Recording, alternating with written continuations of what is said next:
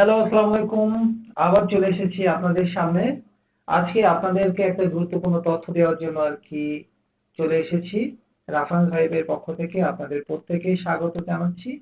আজকের বিষয়টি হচ্ছে ভারতীয় ভিসা সংক্রান্ত একটি আপডেট। ভারতীয় পররাষ্ট্র সচিব আহ, আগামী ডিসেম্বরে ঢাকা আসছেন।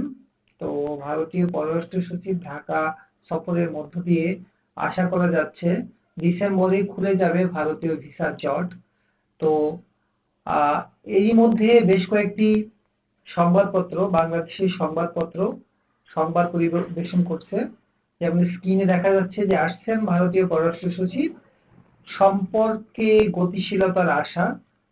আবার আরেকটি পত্রিকাও, আহ, জাতীয় পত্রিকা, সেটাও একটি নিউজ করেছেন যে ঢাকায় আসছেন ভারতীয় পররাষ্ট্র সচিব।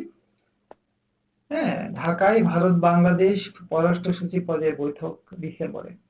তো আমরা এই তথ্য থেকে বোঝা যায় যে আসলে ভারত বাংলাদেশের মধ্যে যেই চলমান যেই সম্পর্কে টানাপোড়েন চলছে, সেই টানাপোড়েন খুব অচিরেই কেটে যাবে এবং খুব দ্রুতই বাংলাদেশ ভারতের মধ্যে যেই ভিসা কার্যক্রম সেটা চালু হবে এবং বাংলাদেশিরা খুব সহজেই ট্যুরিস্ট ভিসা, মেডিকেল ভিসা এবং অন্যান্য যে ভিসা কার্যক্রম আছে সেটাও আশা করি খুব সহজেই বাংলাদেশিরা পাবেন বলে বিশ্বাস করি।